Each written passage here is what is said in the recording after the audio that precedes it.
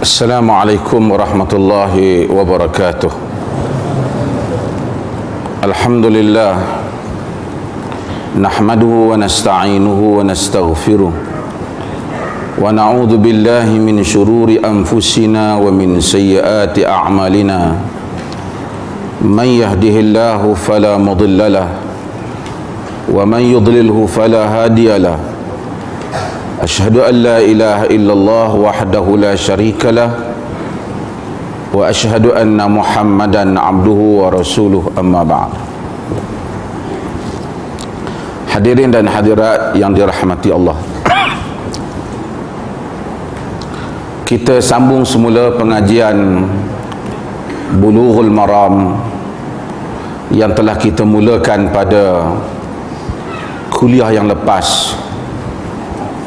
Pada kuliah yang lepas tu ada kekangan masa sikit, tapi kita telah hampir membahaskan apa yang hendak kita perkatakan daripada hadis yang awal yang diriwayatkan oleh Abu Hurairah radhiyallahu an, bahwasanya Nabi sallallahu alaihi wasallam memperkatakan apabila ditanya tentang laut, baginda menyebut wat-tahuru ma'uhu al-hillu maitatuh, dia adalah airnya, laut itu adalah tahur, yakni bersih, dan dan al-hillu maitatuh, dan halal bangkainya. Ini saya nak sebut sikit baki hadis ni sebelum kita masuk pada hadis yang berikutnya, tentang haiwan yang ada di dalam laut. Para ulama ada berbeza pendapat. Mazhab yang paling luas yang menerima semua haiwan yang ada di dalam laut ni apa saja je boleh makan lah, ialah mazhab Malik, mazhab Imam Malik. Mazhab Imam Malik membolehkan apa saja haiwan laut ni boleh makan. Tak kira lah anjing laut ke apa ke, babi laut ke apa, kata laut dia boleh lah. Dan para ulama, nanti akan saya sebut secara ringkas, mereka bahagikan dua jenis. Satu ialah haiwan yang mana tidak hidup melainkan hanya dalam laut dia. Dia tak boleh keluar daripada air laut tu, keluar dia mati. Seperti ikan, sotong, apa lagi, udang. Ini satu bahagian. Satu bahagian lagi ialah haiwan yang mana dia memang hidup di laut, tapi dia juga ada masa dia naik ke darat, ataupun dia kedua-duanya, dia bergantung kepada kedua-duanya. Seperti ketam, anjing laut, penyu, apa lagi, belangkas, banyaklah, kira sendirilah, buaya. Dan ini ada perbahasan di kalangan para fuqaha. Mazhab Malik, dia gunakan hadis yang mana kita bincang, kita sebut ini. Kata dia apa saja laut, Nabi kata al-hillu maitatu, apa saja laut boleh lah, tak payahlah tanya-tanya lagi, dah Nabi bagi.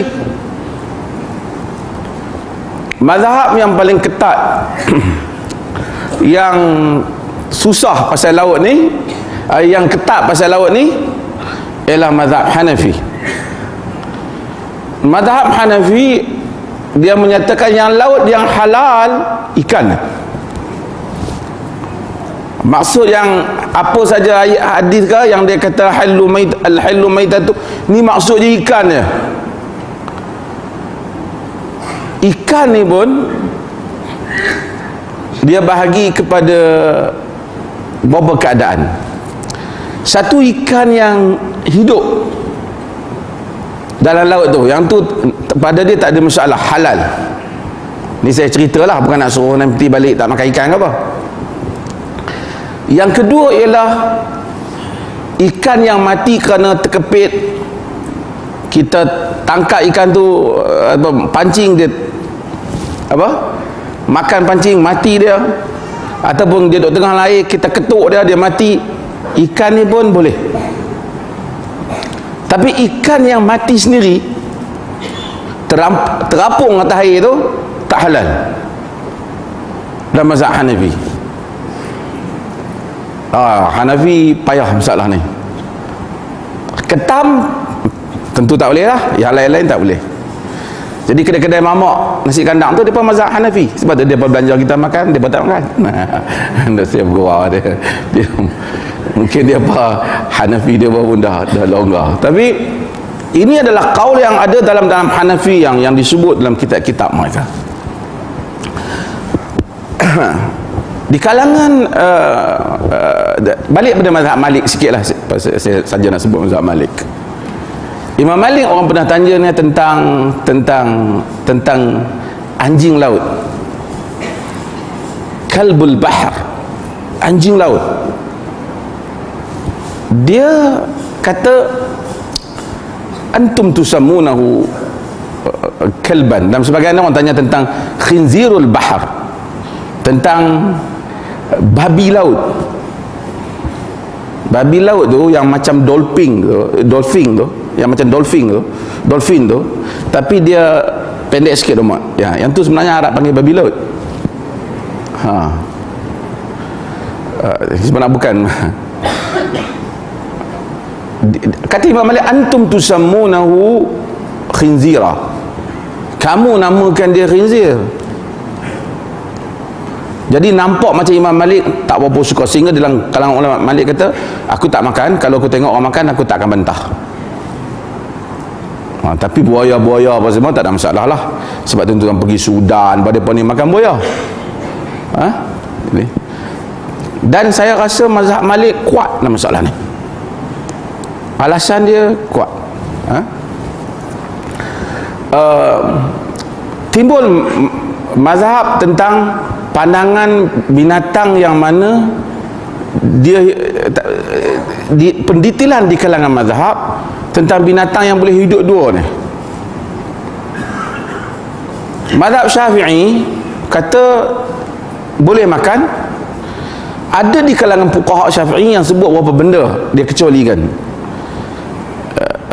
Katak laut tak boleh. Saya tak tahu katak laut macam mana. Buaya tak boleh, sebahagian mereka sebut, tapi Imam Nawawi nafikan. Ular laut pun tak boleh. Tapi An-Nawawi kata sebenarnya barangkali yang fuqaha Syafi'i sebut tu hidup di darat ni, dia air biasa ni, bukan di laut. Yang tak boleh di laut kata dia katak. Mazhab Hanbali dia sama macam mazhab Syafi'i, yang ni tiga mazhab kata, tapi dia kata yang hidup di luar, yang boleh hidup di luar ni kena sembelih. Jadi kalau nak makan anjing laut kena sembelih. Kalau jumpa anjing laut mati begitu nak ambil makan tak boleh, kena sembelih kata dia. Ketam tak kena lah. Ketam nak sembelih tahu lah. Dia kata tak ada alasan, ketam ini ialah tak ada darah. Allah Subhanahu wa taala sebut dalam Al-Quran, uhilla lakum saydul bahr wa ta'amuh, dihalalkan untuk kamu buruan laut dan makanannya. Saydul bahr, yakni kita buru di laut tu ikan dan semua, dan makanannya maksudnya benda yang dicampakkan keluar oleh laut. Tengok ikan tepi pantai. Dalam mazhab Hanafi tak boleh, kerana mereka berdalilkan dalam hadis yang diriwayatkan daripada Jabir, ada juga diriwayatkan daripada Ali, yang mana yang antara Jabir itu dia kata, Nabi kata ma tafa'a fala ta'kulu, apa yang terapung jangan makan. Maksud jika dia mati terapung jangan makan. Yang diriwayatkan oleh Abu Daud, tapi hadis ni dhaif. Ini penting ilmu hadis ni, kena tahu. Kalau tak dhaif bukan tak boleh makan lah. Sebahagian mereka katakan dah ada dalam kitab dhaif kita siapa, nah Sunan Abu Daud tu, tapi dia dhaif. Kalau kita pakai semua, pakai tak boleh makan lah. Dhaif sebab rawi tu sangat dhaif dalam hal ni. dan dia tidak kongruen dengan hadis, tidak seiras dengan hadis, konsisten dengan nas Quran dan konsisten dengan ayat, dengan tadi nas Quran tadi, dan juga dengan hadis yang muttafaqun alaih yang diriwayatkan oleh Jabir juga, bagaimana Jabir menceritakan dalam satu perjalanan yang diriwayatkan Bukhari dan Muslim, Abu Ubaidah mengepalainya, para sahabat radhiyallahu anhum ajma'in, mereka ni kelaparan sampai tak ada makanan, kutip daun-daun kayu nak makan, duduk tepi pantai. Tiba-tiba mati, Allah keluar mati satu binatang besar, ikan paus, disebut nama dia Al-Anbar. Ambar, besar ikan ni, mati sebulan, setengah bulan, ramai para sahabat makan pun tak habis. Besarnya mereka cerita sehingga Abu Ubaidah ambil tulang ikan tu, lalu sahabat-sahabat lalu di bawah tulang dia panjang, dengan naik unta pun tinggi tulang tu lagi, dan mereka boleh berdiri dalam mata ikan tu. Besar lah, besar. Dan mereka ni bawa hal ini kepada Nabi SAW, tapi dah makan dah lah. Dah makan dah, maka ambil minyak tu, mereka bahkan dalam hadis tu, dia dalam sebagian riwayat, berbagai riwayat, dia kata dia sapu badan mereka kerana dia kuat sikit kan, dia perkering. Mata dia tu, air mata ikan tu bermangkuk-mangkuk mereka keluarkan, mereka masak. Besar ikan tu. Dan bila mereka ceritakan hal ni kepada Nabi SAW, Nabi kata, kulu rizqan akhrajahu Allahu lakum.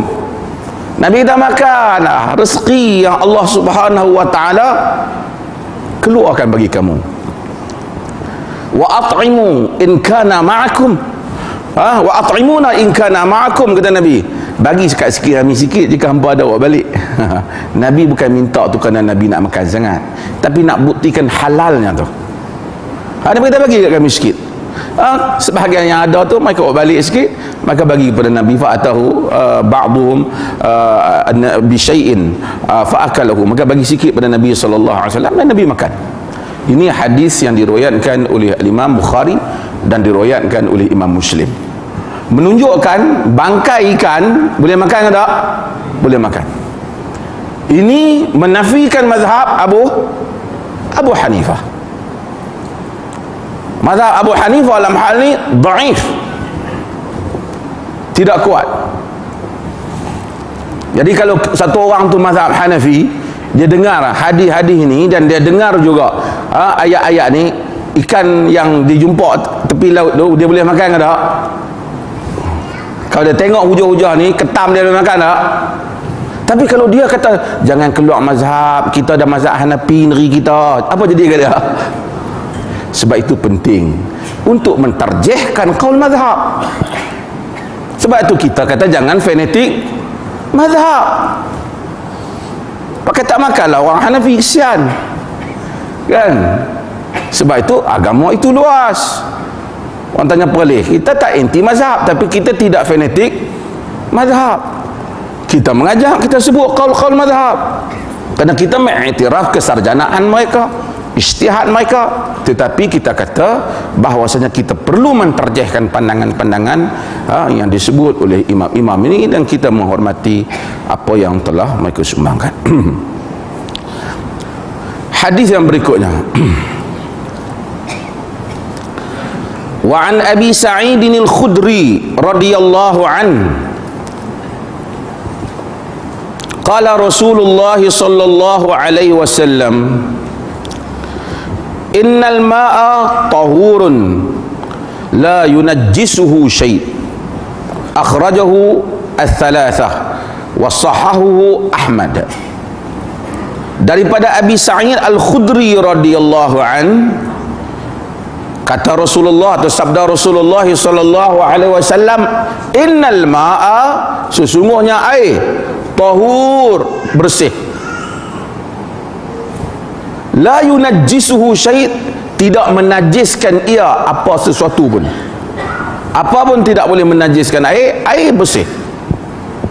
Hadis ini akhrajahu thalatha. Bila disebut akhrajahu thalatha, maksudnya dikeluarkan oleh 3. Dalam senarai yang kita sebut, kita tahu bahawa ada Bukhari, Muslim, Abu Daud ataupun sebagian letakkan Nasa'i dulu, kemudian Tirmizi, Abu Daud, kemudian kira Ibnu Majah. Ada 6 semua. Apabila dia sebut 4, apabila dia sebut 4, kalau dia kata ashabus sunan, semua riwayatkan. Kalau dia sebut 4 tu lah An-Nasa'i, Tirmizi, Ibnu Majah, Abu Daud dan Ibnu Majah. Tapi kalau disebut 3, Ibnu Majah tak masuk. Dia sebut 3, Ibnu Majah tak. Kenapa? Dalam senarai 6 kitab itu kitab yang paling kurang kuat dia. Dan bahkan banyak hadis-hadis dia yang diperkata dan diperbincangkan ataupun dipertikaikan kesabitannya ialah Sunan Ibnu Majah. Sehingga tafarrud Ibnu Majah, tafarrud ni kalau bersendiriannya Ibnu Majah, maka ulama kata kita kena hati-hati, kemungkinan besar ia dhaif. Bersendirian ni kalau orang lain tak riwayat, Ibnu Majah saja dibimbangi dia dhaif. Nanti dibimbangkan dhaif. Sehingga ada orang membincangkan kenapa tidak masukkan Muwatta di benak, kerana Muwatta dia kenapa tidak masukkan Muwatta Malik? Kerana Muwatta Malik dia bukan saja hadis, dia ada balaghat, dia ada juga qaul, fatwa-fatwa sahabat, fatwa-fatwa salaf dan juga pandangan-pandangan Imam Malik. Maka dia bukan hanya compilation hadis saja, maka dia tidak dimasukkan di dalam ini. Dia tak masukkan. Maksudnya bila dia sebut akhrajahu thalatha, siapa riwayat? An-Nasa'i, At-Tirmizi, Abu Daud. Kecuali siapa? Ibnu Majah. Daripada Abi Sa'id Al-Khudri radhiyallahu an. Abi Sa'id Al-Khudri, kita tahu nama dia, Sa'ad bin Malik bin Sinan Al-Khazraji. Duk sebut Abu Sa'id, nama dia yang sebenar Sa'ad bin Malik bin Sinan Al-Khazraji. Dia orang Khazraj, daripada Aus dan Khazraj. Aus dan Khazraj ni daripada apa? Muhajirin ke Ansar? Dah lupa ni mengaji. Muhajirin ke Ansar? Ansar. Sebab itu Abu Sa'id Al-Khudri Al-Khazraji Al-Ansari, dia orang Ansar, di kalangan Arab. Al-Khudri ini merujuk kepada nama tempat, satu bahagian, nama puak, penempatan di kalangan orang Ansar, Khudrah, daripada Khudri.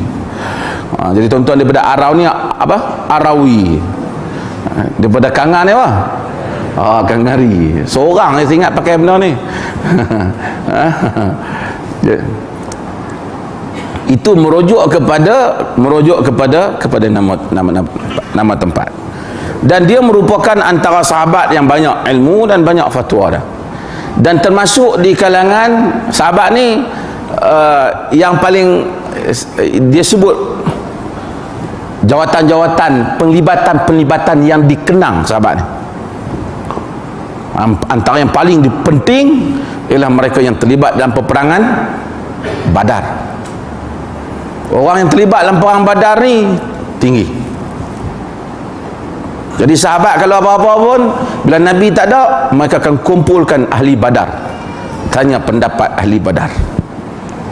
Hal lain tu kecil, besar juga, tapi tidak kecil dibandingkan Badar. Sebab itu Ali bin Abi Talib, apabila orang tuntut dia supaya jadi khalifah, ganti kepada pembunuhan Uthman bin Affan, dia kata hadza laisa min sya'nikum wa innama sya'nu ahli Badr. Ini bukan urusan kamu, ini urusan ahli Badar.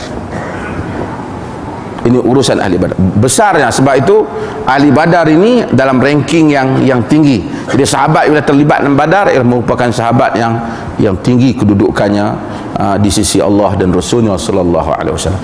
Abu Sa'id Al-Khudri dia terlibat dengan satu lagi peristiwa lain yang dikenang, iaitu Bai'atul Ridwan. Bai'at ataupun dikenali dengan Bai'atul Syajarah.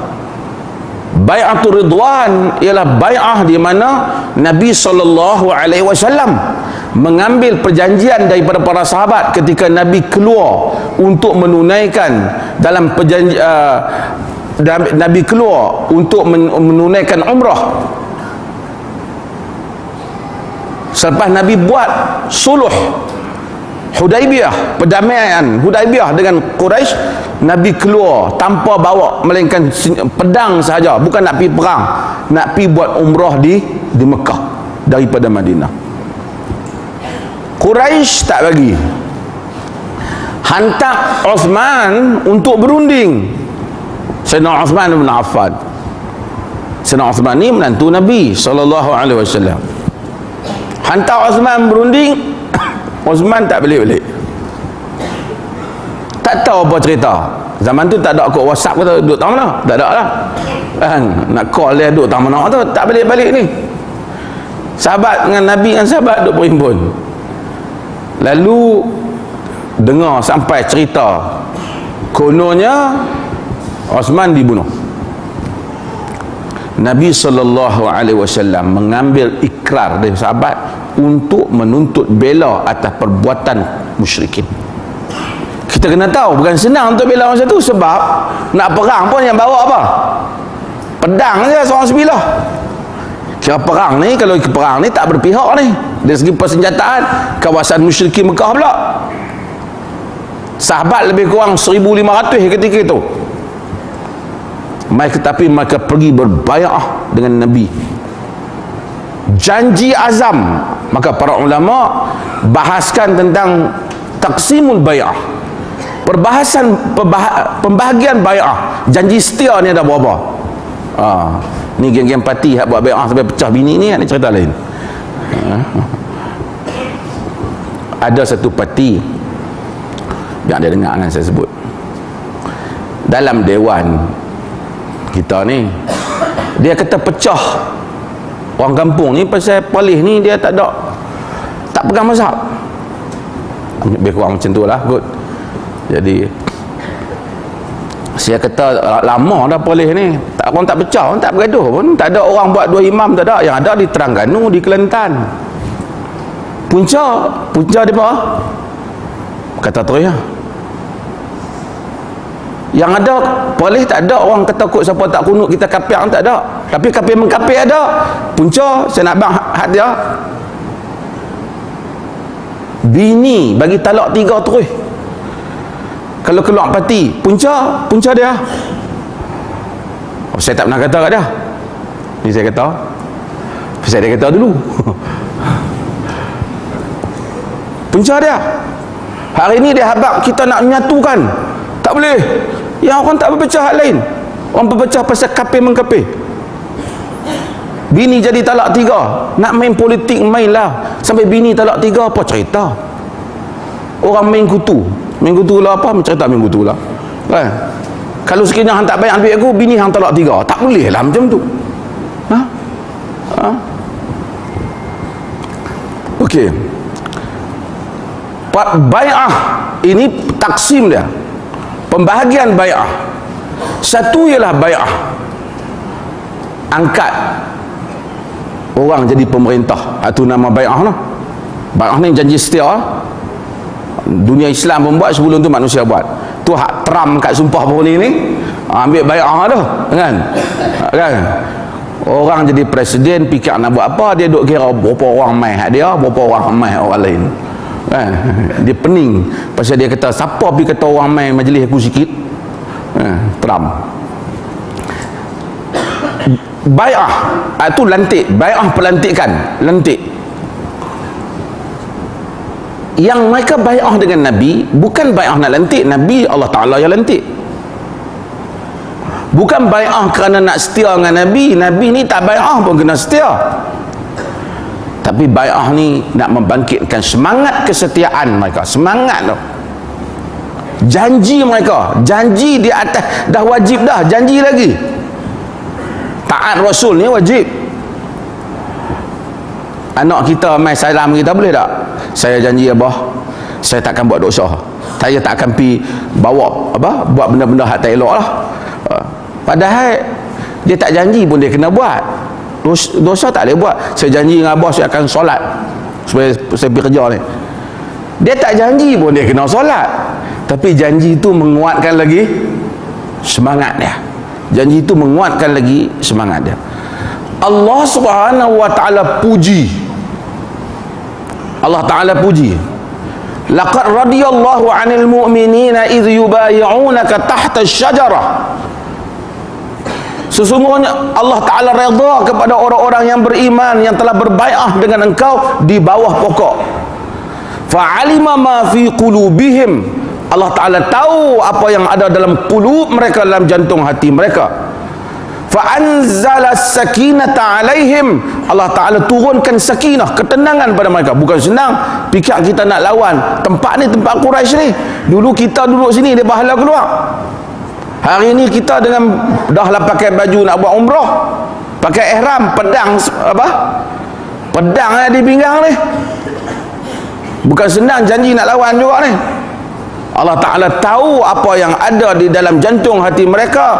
Wa asabahum fathan qariban. Dan Tuhan memberikan kurnia, balasan pada mereka dengan pembukaan yang dekat.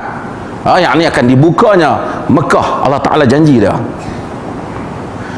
Allah Ta'ala sebut banyak benda lain, tapi orang yang bai'ah di bawah pokok tu Tuhan sebut laqad radiyallahu 'anil mu'minina idh yubayyi'unaka tahta syajarah. Sesungguhnya Allah benar-benar redha kepada orang-orang yang beriman yang berbai'ah kepada engkau di bawah pokok tu. Mereka tu 1,500 orang, kata Jabir dalam hadis Bukhari. Salah seorang mereka Abu Sa'id Al-Khudri. Ada cerita ni Abu Sa'id ni. Jadi bila kita kata min ahli bai'atir ridwan, maksudnya dia ada sikit kelebihan lah. Bukan sikit, banyak lah. Dia banyak lah kelebihan nak bandingkan kita.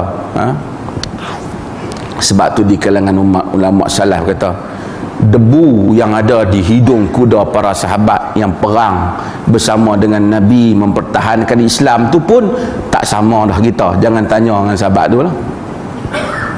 Nak cerita, nak gambarkan besarnya jasa mereka. Debu hak duduk di hidung kuda mereka pun tak sama dah, kan kata. Walaupun kita taklah mubalaghah, tapi sahabat radhiyallahu Allah Ta'ala. Kita kata aku kalau duduk zaman Nabi dulu, aku jadi para sahabat tu. Takut duduk belah-belah mah. Takutlah. Pasal Abu Lahab kuat masa awal. Lah ni boleh kita amal 1-2 sunnah, orang balik kata kita balik duk pening lah. Tak berani aku kata. Depa tibai aku cukup-cukup lah. Pada duduk zaman Nabi SAW, semua kata Muhammad gila, Muhammad tukang sihir. Yang sokong Nabi kena tengok pukul macam dengan Bilal, kena seksa macam dengan Ammar, macam Yasir, macam Sumayyah. Agak-agak kalau kita duduk zaman tu, kita belah siapa? Kalau tak belah mana pun pakai senyap seorang-seorang lah. Aku malas nak sokong kata. Belah ni kita duduk, kita abang, aku duduk zaman tu silat-silat Abu Bakar ke Umar aku ni. Perasaan kita ni kan. Allah Ta'ala rahmat kita, dia duduk di ujung, kita pun tak. Tuhan Maha mengetahui. Abu Sa'id Al-Khudri radhiyallahu an, dan dia meriwayatkan hadis ni. Hadis ni yang diriwayatkan oleh Abu Sa'id ni ada sebab dah. Ada sebab lah. Macam saya dah sebut, sebab buruk, sebab ada punca dah. Punca kenapa Nabi SAW sebut hadis ni. Macam hadis yang lepas lah. Hadis yang lepas ada punca juga kan. Yang Nabi kata tentang ma'ul bahar. Apa punca hadis tu yang Nabi SAW sebut? Menyebabkan Nabi sebut bahawasanya huwa tahuru ma'uhu al-hillu maitatuh. Pasal apa?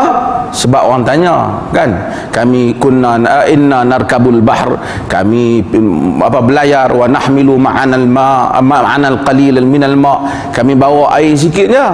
Kalau kami berwuduk dengan air itu, fa in tawadda'na bihi, jika kami berwuduk dengan air itu, atashna afana tawadda'u bih, jika kami berwuduk dengan air itu, kami dahagalah. Adakah kami patut, bolehlah kami wuduk dengan air lautnya? Pasal tanya tu, Nabi jawab. Nabi tak kata bolehlah pakai alam, tak okey. Tapi Nabi jawab bagi lengkap. Nabi kata bersih air dia. Bukan setakat tu, binatang dalam dia pun boleh makan. Jadi Nabi ni dia jawab soalan, dia bagi ifadah yang lain. Dia bagi lain, kelebihan yang lain kepada soalan dia kadang-kadang, supaya kita faham lebih. Hadis ni ialah kita baca Abu Sa'id sekarang ni, kata kerana dalam riwayat yang diriwayatkan oleh ashab dalam termasuk yang diriwayatkan oleh Abu Daud dan selainnya, menyebut bahawasanya mereka tanya tentang satu telaga nama dia Bi'ru Buda'ah. Bi'ru Buda'ah ini ialah telaga yang mana orang buang macam-macam, dan telaga tu besar, orang buang macam-macam. Dalam hadis dia sebut yulqa atau yutrah fiha al-hiyad, dibuang orang perempuan haid, bekas-bekas depa tu dia buang dalam telaga. Bukan Nabi suruh, tapi masa zaman tu orang tak ramai lah macam zaman sekarang, dia buang. Walahmul kilab, bahkan daging anjing mati macam tu ada. Wanatan, benda-benda kotor lain mati. Jadi orang tanya, Rasulullah bolehkah kita guna ayat ni? Tanya Nabi SAW. Nabi SAW sebut, respon kepada hak mereka tanya ni, bolehkah kita pakai air Bi'ru Buda'ah ni? Nabi kata, innal ma'a tahur, sesungguhnya air tahur, air itu bersih, la yunajjisuhu syait, tidak akan menajiskan dia apa satu pun. Oh, hadis ni timbul banyak persoalan. Macam mana air, benda masuk macam-macam, Nabi kata bersih, tak dinajiskan oleh apa pun. Ini menarik, sebab tu kita nak baca kitab Bulughul Maram ni, untuk mendekatkan kita kepada fiqh dalil, fiqh dalil. Sebelum saya nak bahas ni, saya nak bahas tentang pandangan para ulama yang tuan-tuan semua dah mengaji dah. Ayat ni secara umumnya dia bagi berapa jenis? Berapa? Ada 3. Satu dia panggil air yang tahur, macam hadis ni lah, innal ma'a tahur. Satu dia panggil air yang tahir. Satu yang dia panggil yang mutanajis, yang bercampur dengan najis, tu kan? Satu dia kata air yang bersih, yang suci, lagi mensucikan. Kitab-kitab dulu sebut, maksudnya bukan boleh minum saja, bukan boleh mandi saja, boleh buat 2 benda yang penting lah, iaitu boleh ambil wudu dan boleh angkat hadas besar. Tuan-tuan faham ni? Dia mengaji ni fiqh ni, dia duk tengok, kena tengok kitab, tengok. Kalau tidak dia tak edit. Ni saya kalau mengaji buat contoh-contoh nak bagi faham. Kadang-kadang kitab fiqh ni dulu dia mengaji, dia tak faham, dia mengantuk. Saya pernah cerita tentang kat Juha kan, Juha ni watak lawak lah Arab lah. Dia ada khoja ni dalam dalam Pakistan, dalam Afghanistan. Orang Melayu dia panggil Pak Pander. Pak Pandai Melayu tu teruk sangat. Jadi buat kerja yang pelik-pelik. Jadi satu orang main mengadu kat dia, Juha ni, orang kata macam mana dia ni mengajar Quran, tapi orang kata dia raplah je lah, kononnya bukanlah betul watak ni pun.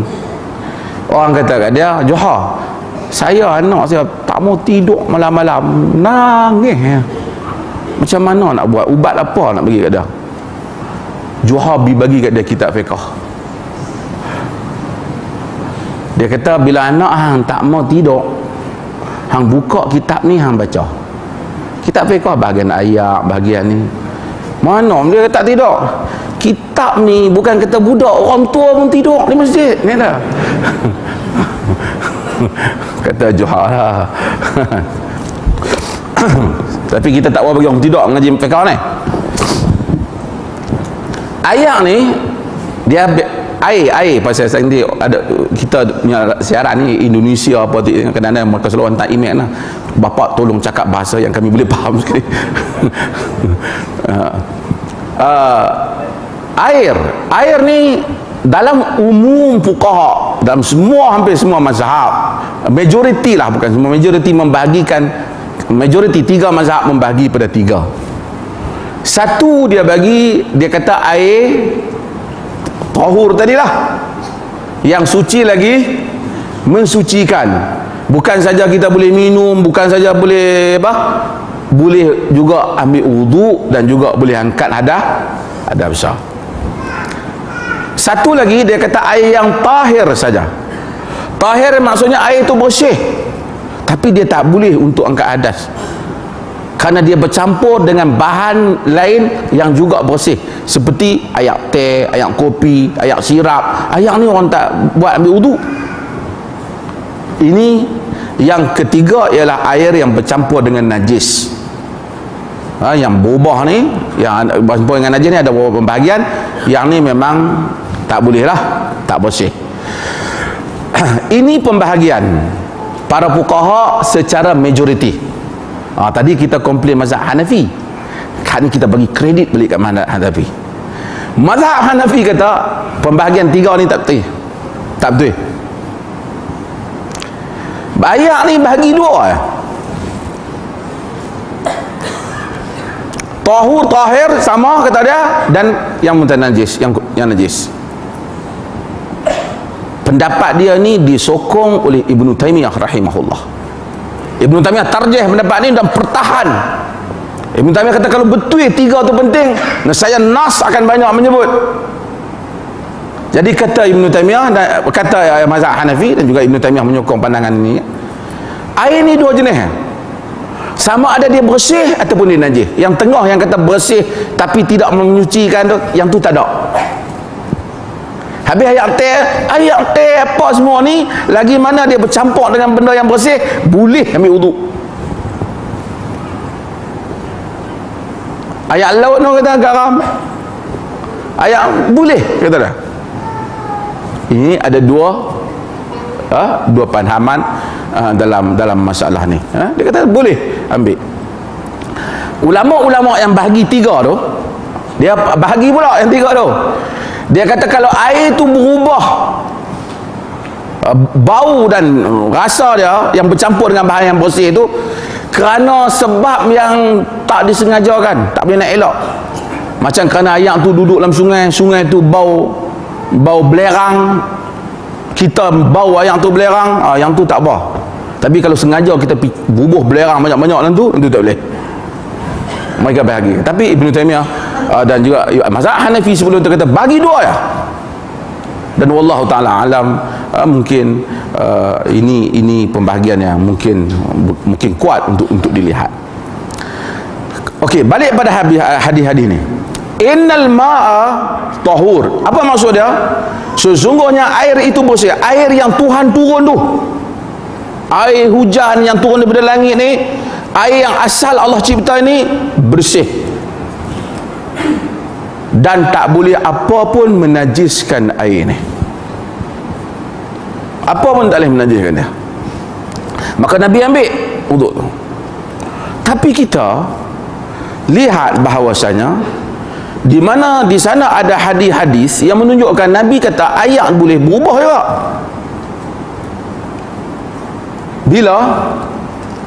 Bila antaranya Nabi kata idza walagal kalb fi ina'i ahadikum, bila anjing jilat bekas kamu suruh basuh, falyaghsilhu sab'a marrat, basuh 7 kali.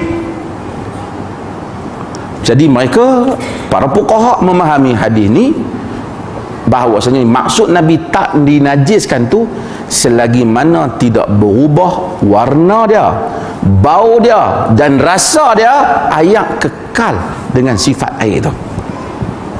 Walaupun kita nampak ada najis di belah sana, tapi air ni kita cium, bau tak berbeza, warna tak berbeza, rasa air pun tak berbeza. Macam tentang bi'ru budha'ah tadi, walaupun ada orang campurkan, tapi air yang bahagian mereka ambil ni tetap kekal dengan sifat air. Nabi kata la yunajjisu syai', apa pun tak boleh menajiskan dia selagi mana dia kekal di atas sifat air. Sekali tuan-tuan kan terfikir, sebab tuan-tuan mazhab Syafi'i macam mana cerita dua kolah, betul tak? Dua kolah macam mana ni? Sekali nanti mai hadis ke depan ni kita bincang lah, adakah kukuh penghujahan dua kolah ataupun tak? Okey, ini apa yang Nabi SAW sebut di dalam hadis. Okey, kita kena baca hadis ni, kita kena baca dengan hadis yang berikutnya, pasal dia sama tapi dia ada penambahan. Wa an Abi Umamah Al-Bahili radhiyallahu an, Abu Umamah Al-Bahili radhiyallahu an merupakan sahabat Nabi sallallahu alaihi wasallam. Dia Abu Umamah ni dia banyak, dia hidup sehingga pada zaman Muawiyah perang dengan Ali, dia pun antara orang yang masuk di tengah-tengah dia. Bapa dia bernama Ajlan, Abu Umamah ni. Abu Umamah dia riwayat, kata dia, kita nak cepat hadis ni, qala Rasulullah sallallahu alaihi wasallam. Sebelum tu Abu Umamah ni matinya di Syam, antara sahabat yang mati di Syam. Masa Muawiyah pun di sana, dia pernah nasihat Muawiyah. Dia kata, Muawiyah, ya Muawiyah, anta tuqatilu Ali, anta mithlu am anta khairun minhu? Wahai Muawiyah, engkau memerangi Ali, engkau tu macam dengan Ali ke, ataupun kau rasa hebat pada dia? Kata Abu Umamah.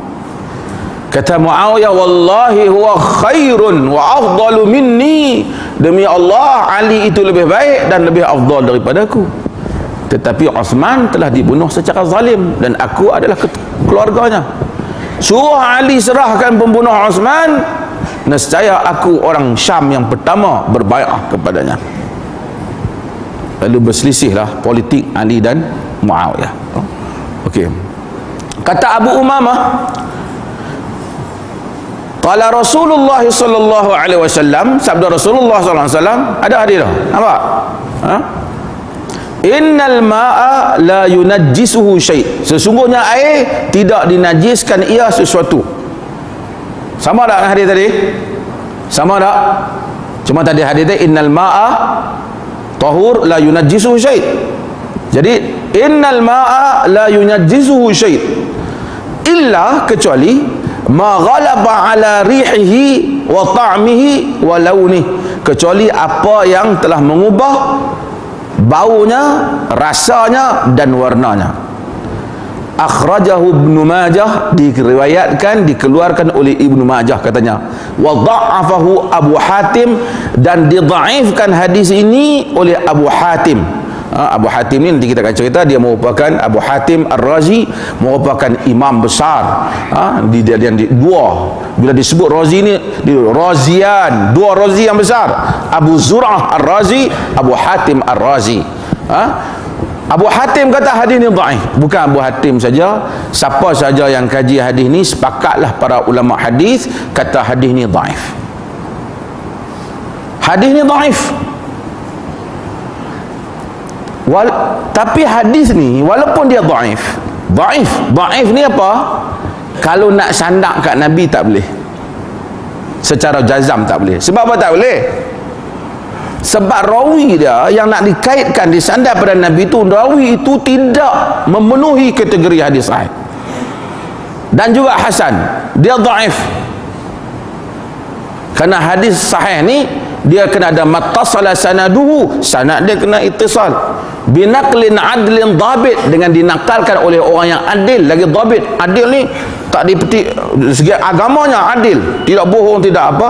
Dhabit maksudnya dari segi ingatan dia, dari segi menjaga bahan dia, min ghairi syadzin wala illah, tanpa syadz dan tanpa illah. Tanpa syadz, tanpa syadz ni dia tak boleh bercanggah dengan hadis yang sahih, dan tidak ada illah, iaitu illah qadihah, illah cacat, yang mana ahli hadis akan dapat tahu cacat tu. Hadis ni dhaif, tapi dia dipakai sebab apa? Nanti kita akan bahas. Bagi orang azan.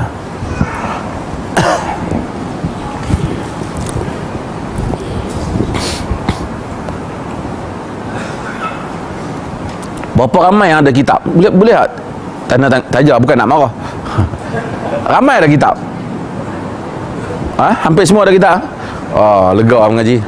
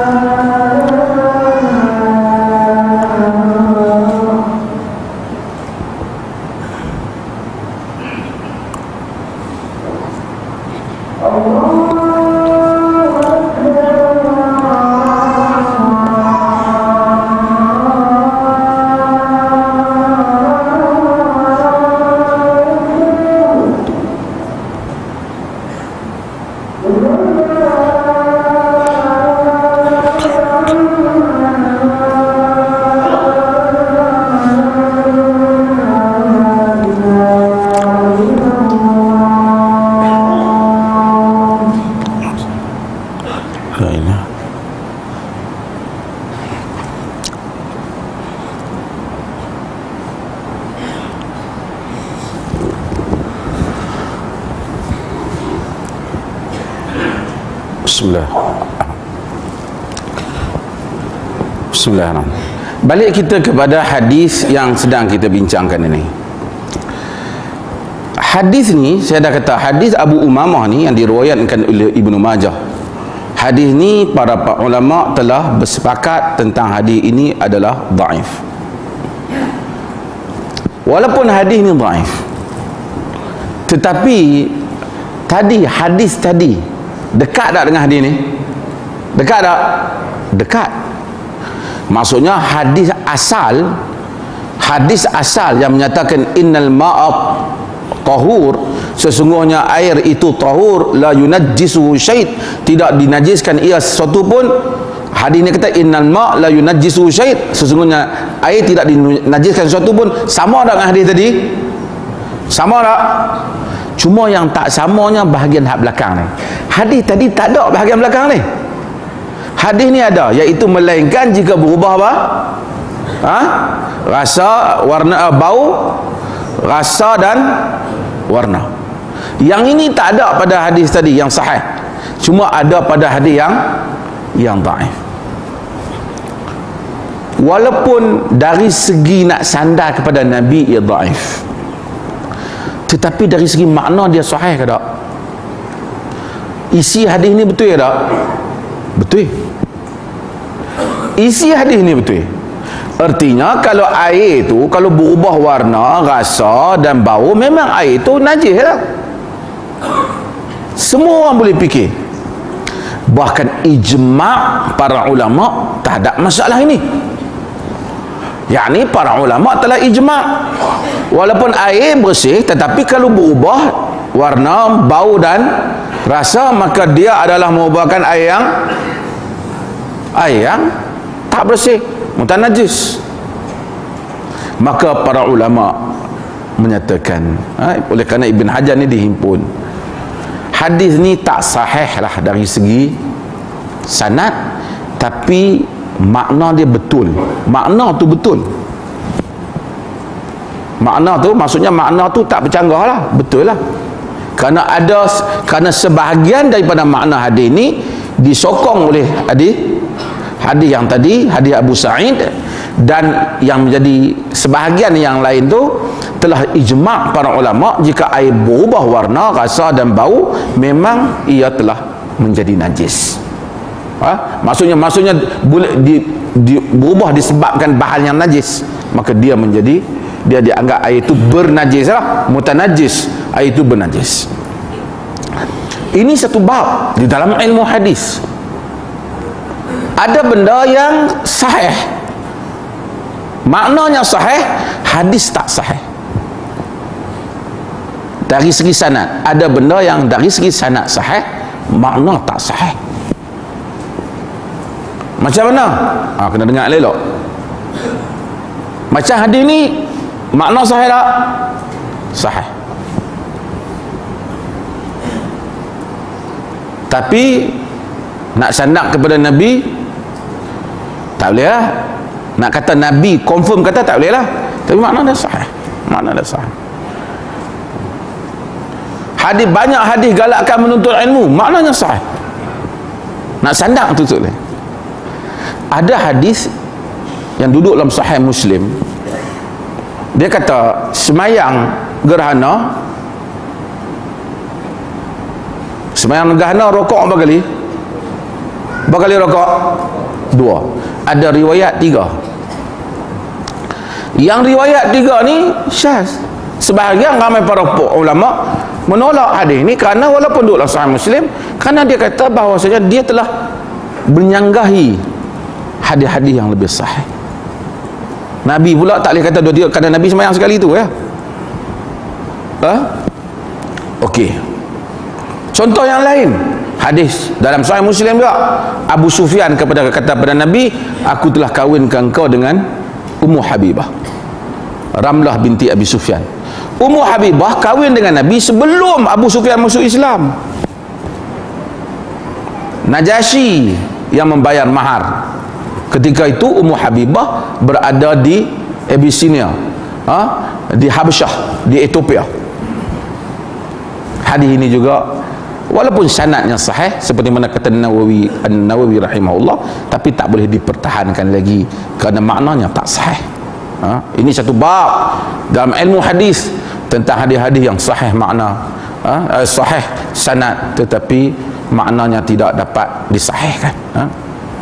Okey, dia ilmu dia panggil ilm naqdul mutun, naqad matan hadis, mengkritik, textual criticism, kritik teks. Ini satu bab dalam ilmu hadis.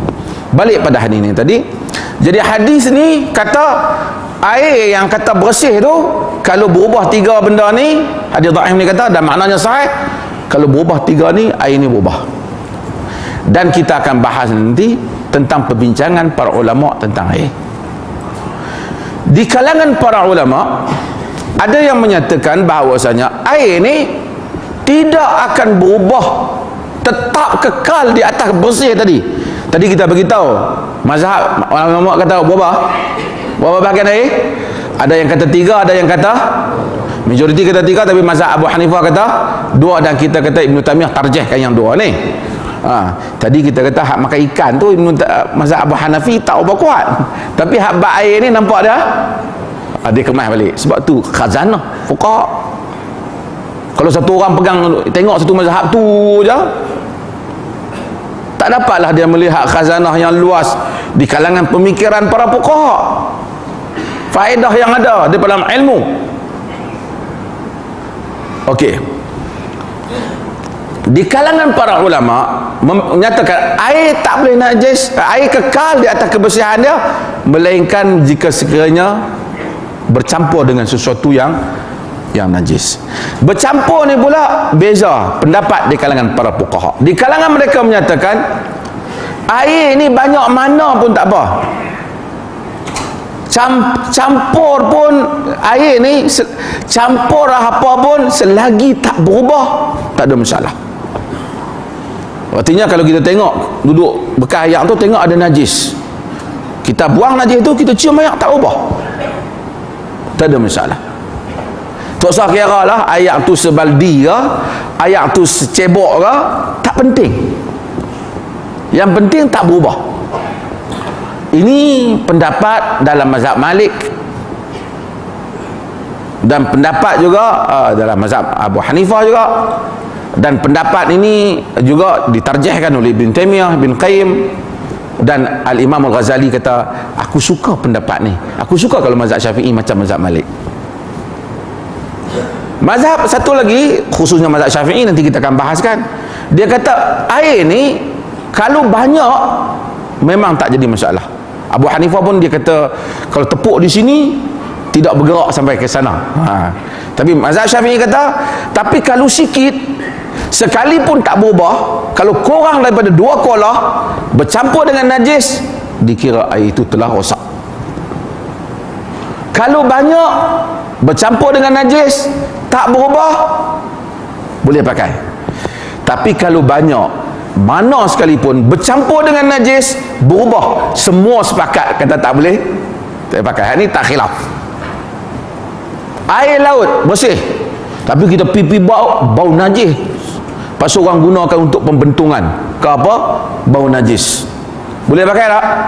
Tak boleh, walaupun nampak banyak, sebab dia telah berubah. Dia telah berubah banyak mana pun tak boleh pakai. Tapi yang mereka bincang ni, kalau dia sikit, dia tidak berubah tapi najis masuk, boleh ataupun tidak. Dan kita beritahu bahawasanya ada perbincangan, dan kita akan datang nanti selepas daripada minggu depan insya-Allah kita akan bahas tentang hadis 2 kolah ni. 2 kolah, dan bagaimana para ulama memberikan pendapat mereka tentang hadis 2 kolah insya-Allah. Jangan bunting, melainkan saya yang bunting. Ni mengaji fiqh ni kena rajin lah sikit. Tengok ramai bawa pensil lah, walaupun yang sebahagian tu apa yang disebut dia ingat. Wallahu a'lam. Ada soalan?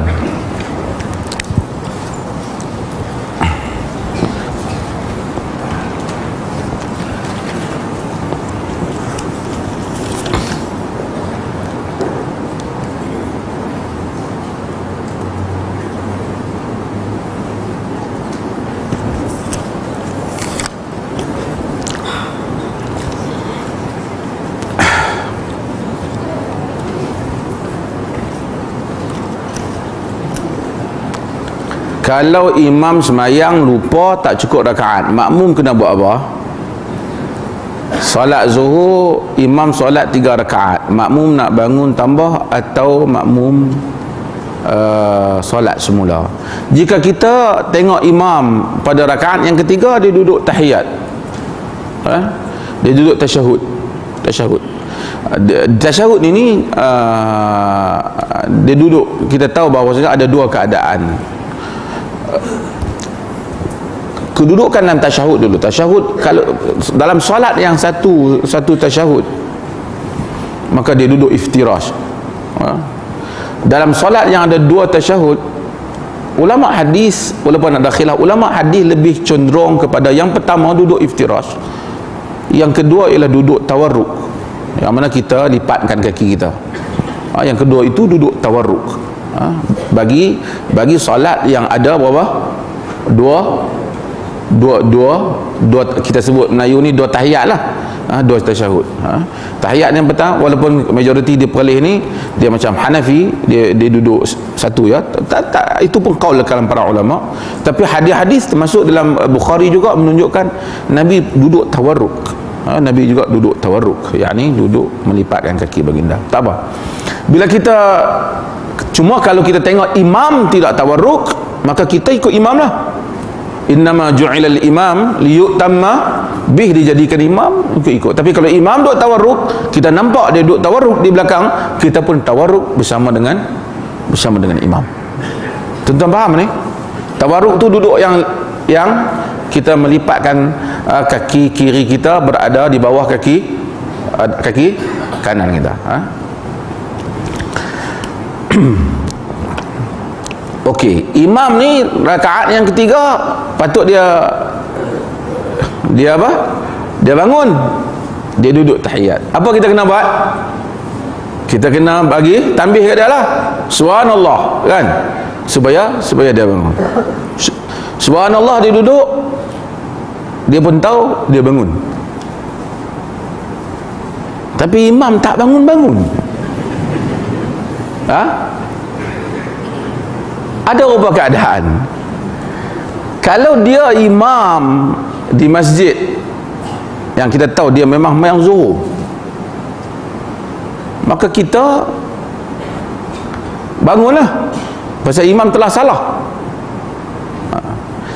Tapi kalau sekiranya kita pergi ikut imam, rupanya imam tu dia qada maghrib, yang tu bahaya pergi ikut ni, dia tak salah, dia bangkit, dia marah, dok subhanallah apa qada maghrib ikut belakang bawah, contohnya lah, kan. Ataupun kita ni yang main lambat, kan, kita main dah habis dah satu, kita duk sangka pasal bertiga, rupanya kita main lambat, kan. So kita nak kena tengok. Jadi kalau kita tak pasti, kita duduk dengan dia. Kalau kita pasti, kita hendaklah tidak ikut dia kerana dia telah salah. Dan dia bangun. Dia bangun. Dia hendaklah bangun. Okey.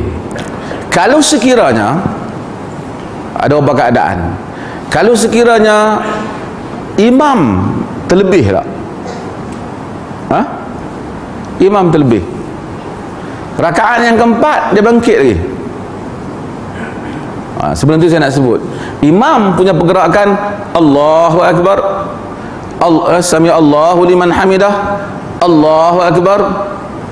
Kemudian dia nak bangkit yang panjang tu, kan, yang daripada sujud nak kepada berdiri, biasanya dia akan panjang Allahu Akbar. Biasa dia buat, walaupun dari segi nas tidak ada yang menyatakan dipanjang ataupun dipendekkan. Takbir intiqalat hanya dikata untuk kita menyebut ialah Allahu Akbar. Allahu Akbar. Dari segi nas tak ada hendaklah dipanjangkan kalau dia bangkit, dia tak ada, dia tak sebut nas. Jadi kalau imam pun dah bangkit daripada ni, wah pendek sangat, tak, dari segi nas dia tak ada, sama saja. Okey, kalau imam 5, kita nak ikut ke tak? Kita tak boleh ikut, kita subhanallah. Imam kena buat apa? Dia kena duduk. Dia kena duduk walaupun dia dah berdiri. Tak boleh dia fikir dah berdiri dah, kena duduk elok-elok balik, rokok balik. Kalau dia rokok balik, dia sujud balik, dia jadi berapa? Sebelah dah 5. Dia kena duduk tahiyat, dan kita boleh tunggu dia, dan kita beri salam bersama dengan dia. Kita bagi salam bersama dengan dia.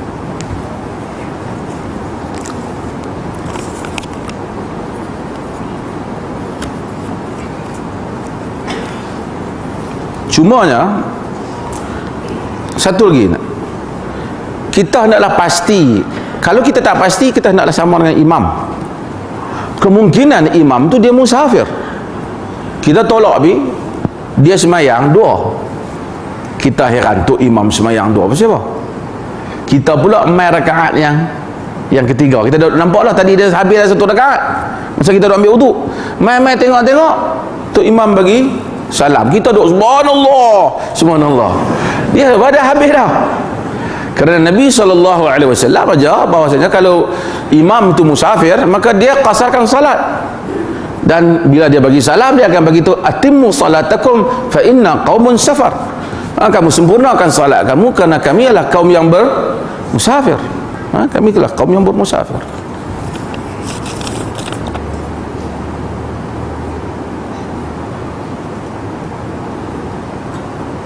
Ini hari type ni soalan ni setiap duduk rumah ni. Jika hadis Abu Umamah Bahili dinilai dhaif berkenaan kenajisan air sekiranya berlaku perubahan bau, rasa dan warna, di mana pendalilan ulama berkenaan kenajisan air yang berlaku perubahan bau, rasa dan warna? Dia ulama ijma', kerana benda ni common sense, tak payah fikirlah. Air bila ubah bau jadi najis, takkan nak kata air itu tak najis. Semua mazhab sepakat dah hal tu, ijma', tak ada kecuali. Kerana tidak kekal di atas, kerana air itu walaupun Nabi kata innal ma'a tahur, tapi ada hadis Nabi sebut idza staiqadha ahadukum min naumihi fala yudkhilna yadahu fil ina. Kan? Apabila kamu bangkit, apabila kamu bangkit daripada salat, daripada tidur kamu, jangan kamu masukkan tangan kamu di dalam bekas air. Sebahagian kata kerana Nabi takut berubah, sebahagian kata li ta'abbud. Tapi kita ada hadis tadi, hadis yang Nabi kata kena jilatan anjing, bahawasanya suruh bersihkan, menunjukkan boleh berubah sifat air, boleh berubah sifat air itu, boleh berubah. Jadi dengan itu, maka apabila benda itu ternyata berubah, maka dengan itu tidak perlu kepada, walaupun tidak ada dalil pun, air telah berubah daripada sifat yang asal. Ulama telah ijma' di dalam hal yang seperti ini.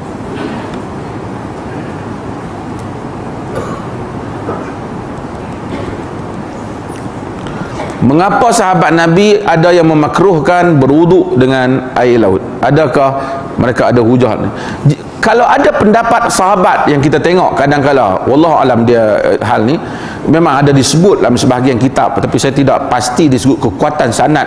Sebahagian umpamanya macam yang disandarkan riwayat Jabir tentang kata tak boleh makan ikan yang terapung tak air, itu bercanggah dengan riwayat Jabir dalam Bukhari tadi yang menyatakan dia sendiri makan.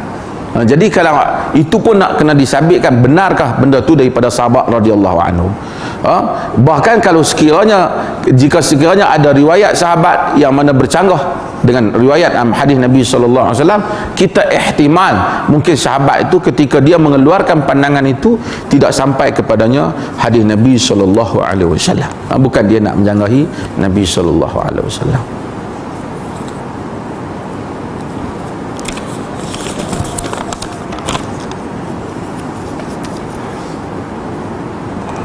Ada hadis Bukhari yang Rasulullah berdoa pada Syam, Yaman dan tidak pada Najat. Setengah pihak cuba memburukkan Saudi. Ada hadis Nabi doa Malaysia tak?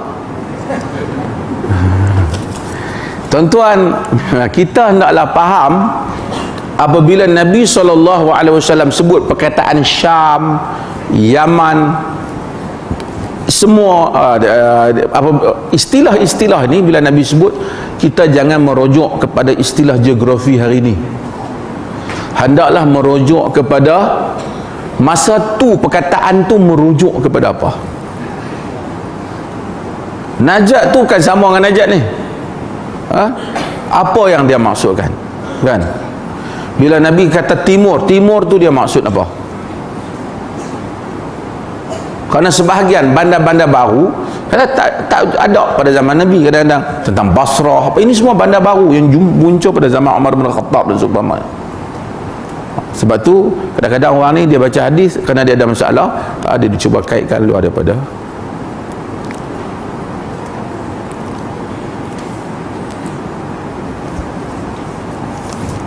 Nabi pernah cerai isteri dah lah. Ibnu Abbas pernah cuba tanya hal ini, dan baginda sallallahu alaihi wasallam dia pernah bercerai, dia pernah menceraikan Hafsah. Nabi dia telah rujuk.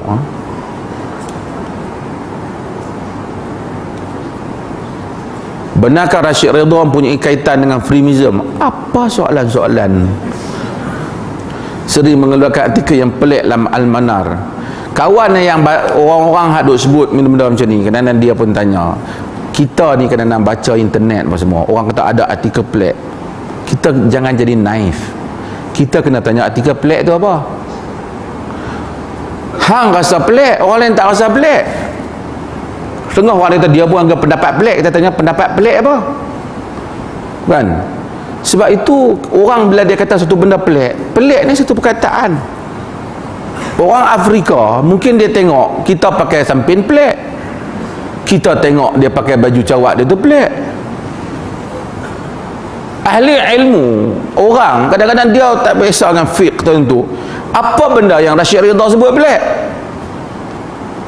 Saya tahu, saya kaji Rashid Ridha juga, tapi saya nak tahulah hak mana satu saya nak jawab hak pelik tu. Kalau nak kira pandangan yang syaz, pandangan yang pelik, semua orang ada pandangan yang ganjil. Tengok mazhab Hanafi tadi, ikan terapung di air laut pun tak boleh makan. Tapi orang tak kata mazhab Hanafi itu sesat, pendapat dia tu orang tak pakai ya. Tapi mari pendapat lain kita nampak hebat balik. Demikianlah, ya ballahu kaman illa li dzatihi wa li kitabihi.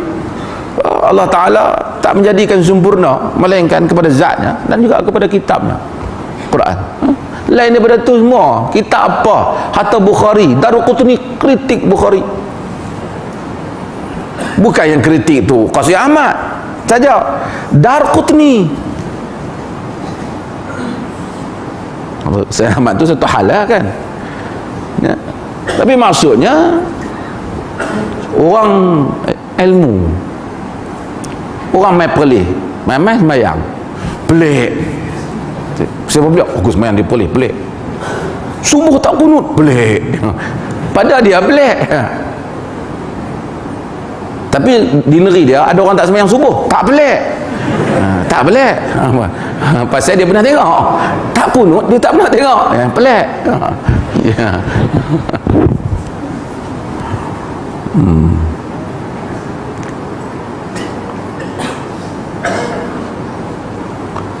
Apa salahnya menggunakan dalil umum untuk suatu amalan yang tidak dilakukan oleh Rasulullah? Nak dalil umum, nak kena tengok lah. Saya tunjuk dalil umum, mungkin kita salah guna. Azan ada tak? Azan ni disyariatkan tak? Pernahkah orang semayang raya orang azan? Siapa? Azan lah. Sebab kenapa tak guna dalil umum? Semayang 2 rakaat baik tak?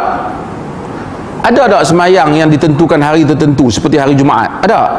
Ada semayang Jumaat. Buat pula semayang Rabu. Tak boleh. Kalau semayang Jumaat boleh, takkan semayang Rabu tak boleh? Semayang bukan menari. Tak boleh.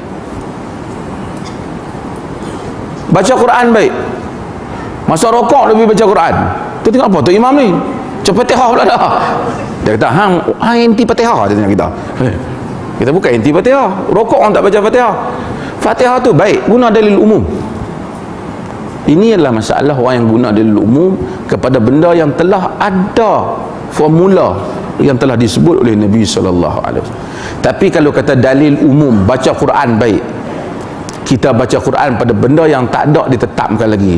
Baca Quran tak kapal terbang baik, baca Quran tak kereta pun baik, umumlah. Tapi kita tak boleh kata baca Quran tak kapal terbang pahala lebih banyak daripada tak kereta. Tak boleh. Itu nak memerlukan dalil. Tapi secara umum baca Quran baiklah, sedekah baik. Jadi ini sebagai orang, mereka tak faham dalil umum, dalil khusus, dalil umum, dalil khusus. Lain kali ustaz juga yang kaya. Okey. Apa salahnya? Okey. Adakah poligami tidak relevan lagi? Yang tanya ni lelaki ke perempuan? Relevan tak relevan ni kena tengok kepada hak nak poligami itulah. Kalau yang nak poligami ni dia pun hak seorang, hak duk ada, dia pun duk miss, duk bagi nafkah, tak padan lah, tak relevan lah untuk dia. Tak payahlah duk pakai dalil Nabi poligami ke apa, kerana dalil itu dalam konteksnya. Sebab tu Nabi tak bagi kepada Ali bukan kerana masalah Fatimah, tapi masalah kerana ya Ali mungkin tidak sesuai dengan Fatimah. Tapi kalau orang tu berkemampuan, dia duit ada, dia tak boleh bayangkan kawan aku boleh mesti aku boleh, tak semestinya. Tengok kita ada illah yang sama teman tak. Siapa hantar apa saya baca, kononnya satu negeri tu katanya penduduk negeri tu takut bini, semua takut bini. Siapa hantar apa saya baca saja cerita yang pada yang belum baca. Jadi raja negeri itu telah kumpulkan siapa yang takut bini duduk belah kanan, siapa yang tak takut duduk belah kiri. Semua ayat dia duduk belah kanan, melainkan seorang je duduk belah kiri. Raja tengok dia ni hebat, ada juga ayat aku takut bini. Raja tanya, engkau tak takut bini? Saya takut. Siapa duduk belah kiri? Bini suruh. Dia pun takut juga. Jadi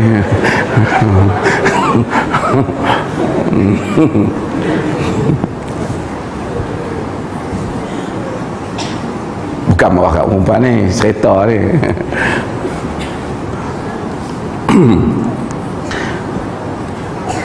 Cuma poligami ni dia boleh menyelesaikan banyak masalah. Ada benda menyelesaikan. Kita tak boleh nafi lah. Kalau orang perempuan dia tak boleh terima poligami, dia beritahu suami dia tak boleh terima poligami. Mungkin dia berpisah dengan suami dia apa, dia tak mau, hak dia. Tapi kalau suami poligami, dia hendaklah wa in khiftum alla ta'dilu fa wahidah. Jika kamu takut tak boleh adil, hendaklah satu. Adil ni pun tengok jugalah kan. Saudah binti Zam'ah, dia tanazul hak dia, tanazul hak dia, maksudnya dia Nabi selepas Khadijah, Nabi tak ada, Nabi kahwin dengan Saudah binti Zam'ah, imra'ah batinah, dia satu perempuan yang badan sedap, Saudah binti Zam'ah. Tapi barangkali dia rasa dia tak boleh nak layan Nabi kot. Jadi dia kekal sebagai isteri Nabi, tapi dia kata hari dia kena giliran Nabi nak tidur dengan dia tu, giliran isteri lah, dia bagi ke Aisyah. Jadi Aisyah ada hari lebih. Sebagai orang kata tengok Nabi tak adil, Aisyah hari lebih tu hari siapa? Saudah punya, Saudah binti Zam'ah, Saudah nama, Saudah binti Zam'ah. Bukan Saudah, Saudah binti Zam'ah. Saudah binti Zam'ah dia bagi pada Aisyah radhiyallahu anha. Jadi Aisyah ada 2 hari. Para ulama bincang tentang riwayat ini, boleh tak kalau isteri tanazul daripada hak dia. Tanazul ni maksud dia gugurkan hak dia. Contohnya, bukan nak habaq tuan-tuan ni, saya kira orang perempuan marah tapi tak cerita. Ini bab yang disebut tentang zawaj misyar, menikah misyar, yang menjadi perbincangan para ulama di kebelakangan, bukan kebelakangan lah, dah 10-20 tahun dah perbincangan hal ni. Kalau ada orang perempuan kahwin dengan lelaki, lelaki ni tak mampu, tapi lelaki dia kata saya nak kahwin dengan awak, dia kata saya ni tak mampu, kata isteri saya pergi beli cabai lama pun dia ingat lah. Kalau hilang sampai hari ni pergi sana, hari ni dia tak boleh, saya tak mau. Dia pergi, saya nak awak ya. Contoh yang lah, isteri takut tu tak sebelah. Saya ni sibuk, tak boleh. Kan?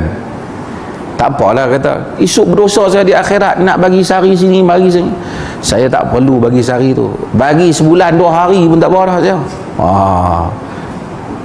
Dia ni mula, ini tawaran sudah bagus. Cikgu bakal senyum tapi dia tak mampu dah.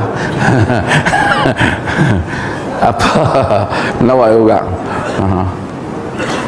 Dia kata, saya bergaji dengan banyak sangat. Tak apa, saya gaji 3-4 kali kamu. Dia kerja besar. Yang ni semua saya tak tuntut dah di akhirat. Hari lah saya mau 2 hari.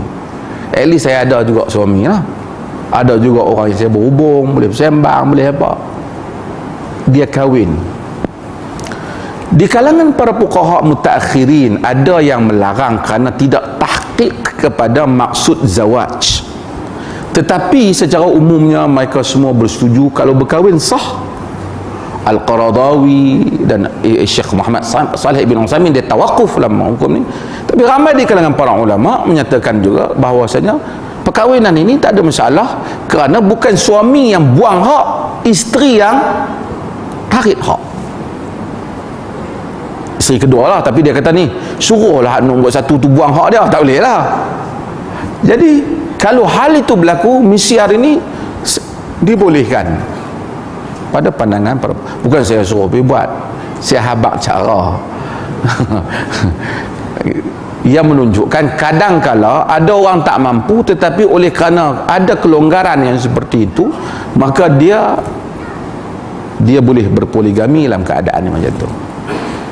Tetapi dalam keadaan yang lain kita tak ada apa, manusia dia bukan suruh kita mesti poligami, dia benarkan kita poligami, kan? Bagi orang yang nak poligami lah, kan? Tapi orang lelaki ni kalau dia habang kata saya tak panggil langsung poligami, dia bohong. Macam mana Ustaz Syed? Ustaz Syed tak apalah, dia setia. Ada ya habis soalan? Saya melawak, minta maaf. اللهم اجعل جمعنا هذا جمعا مرحوما تفرقنا من بعده تفرقا معصوما وصلى الله على نبينا محمد الحمد لله رب العالمين.